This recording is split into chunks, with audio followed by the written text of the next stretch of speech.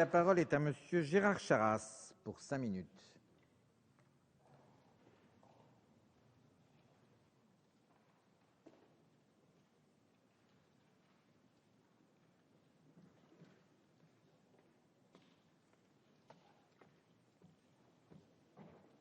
Merci, Monsieur le Président, Monsieur le Ministre, Mesdames, Messieurs les rapporteurs, mes chers collègues. Le groupe radical républicain démocrate et progressiste soutient le cap fixé par le Président de la République de redressement financier de notre pays. Malgré le contexte difficile de nécessaire redressement des finances publiques, le budget de la mission Anciens combattants, mémoire et liens avec la nation demeure dans son ensemble préservé. Nombre de mesures en faveur des anciens combattants sont maintenues, voire consolidées, à commencer par le financement de l'extension en année pleine de la retraite du combattant, qui depuis le 1er juillet 2012 est portée à 48 points, et par une progression des prestations de sécurité sociale pour garantir une couverture santé aux anciens combattants les plus démunis, par le maintien du plafond applicable à la majoration de la retraite mutualiste du combattant, porté à 125 points d'indice PMI, ainsi que la mise en place de dispositifs fiscaux sur les rentes mutualistes. Toujours dans le domaine de la solidarité, un effort particulier est réalisé puisque l'Office national des anciens combattants et victimes de guerre verra ses crédits augmenter chaque année de 500 000 € jusqu'en 2015. Il conforte ainsi l'action sociale en faveur des anciens combattants et des bénéficiaires du Code des pensions militaires d'invalidité et victimes de guerre. C'est dans ce cadre qu'une augmentation de l'aide différentielle aux conjoints survivants se réalisera, tant il est fondamental que la nation apporte un niveau de ressources minimum à celles et ceux dont le conjoint est mort pour la France. De même, les autres missions de l'Office, comme l'attribution de secours et de prêts individuels, ainsi que la tutelle des pupilles de la nation et la gestion des maisons de retraite et des écoles de reconversion professionnelle, s'en trouveront améliorées. Par ailleurs, l'Office percevra 107 millions € de crédits pour la juste et nécessaire indemnisation des victimes d'actes de barbarie ou de persécutions antisémites pendant la Deuxième Guerre mondiale. De même, l'Institut national des invalides, symbole fort de l'attachement de la nation au devoir de réparation, bénéficiera d'un plan de mise aux normes et de modernisation de son infrastructure, ainsi que d'un abondement exceptionnel de 5,5 millions € en 2015, ce qui lui permettra de continuer à mener à bien ses missions, en particulier celle d'accueil des invalides et victimes de guerre, ainsi que celle de soins et de recherche, notamment sur l'appareillage des handicapés. Il est aussi à se féliciter que dans le but d'affirmer la reconnaissance de la nation à l'égard des combattants de la nouvelle génération du feu, le décret du 28 juin dernier étende la liste des théâtres d'opération aux militaires actuels ou passés envoyés en opération extérieure, les fameuses OPEX. Ainsi, l'attribution de la qualité de combattant leur sera-t-elle ouverte et, par conséquent, le nombre de cartes du combattant en augmentation de 25 à 50%. De même, les dispositifs d'accompagnement des blessés sur ces théâtres d'opération seront-ils pérennisés?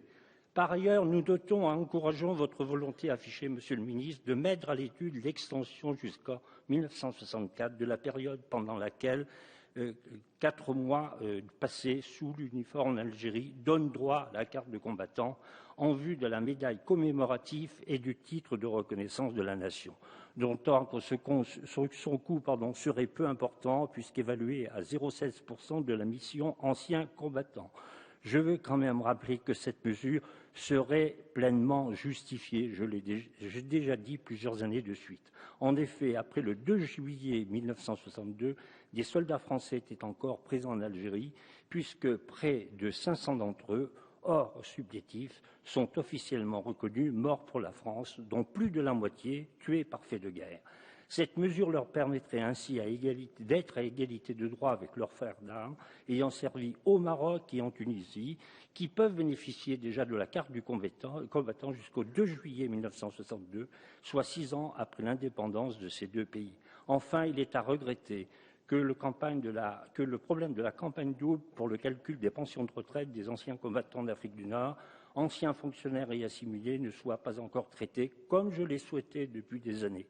Nous espérons donc, Monsieur le Ministre, que ce point fait partie de vos priorités à venir. Deuxième volet important de ce budget, l'effort en faveur de la mémoire. La politique de mémoire est indispensable, qui vise à conserver le souvenir des conflits contemporains et à perpétuer l'attachement, notamment auprès des jeunes générations, aux valeurs républicaines et civiques défendues lors de ces guerres. Jusqu'à présent, ces crédits étaient dérisoires. Ils connaîtront en 2013 enfin une augmentation de 43%, soit plus de 5 millions d'euros. Pour les préparations du centenaire de la Grande Guerre en 2014, et à ce titre, les actions de rénovation des cimetières militaires, des débarquements et de la libération du territoire national, ainsi que celle de la commémoration du 70e anniversaire de la Résistance, qui doit devenir la journée nationale de la Résistance, journée non fériée, non chômée, comme c'est demandé, anniversaire de la création du Conseil national de la Résistance.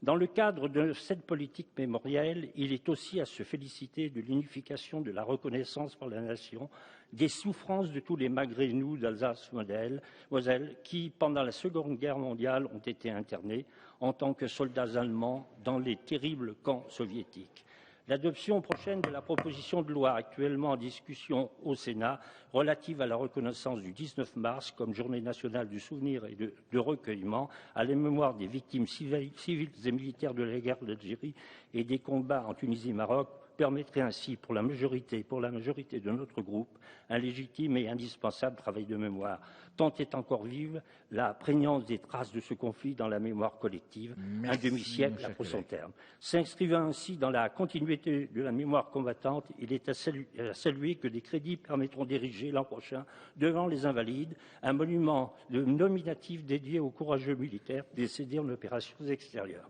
Enfin, ce budget crée les conditions pour renforcer le lien entre la nation et son armée. Et je voudrais parler de la journée de défense et de citoyenneté qui ira en s'améliorant. Et je voudrais dire en conclusion, je suis obligé de couper mon discours qui était peut-être un peu long, mais il y a tant de choses à dire.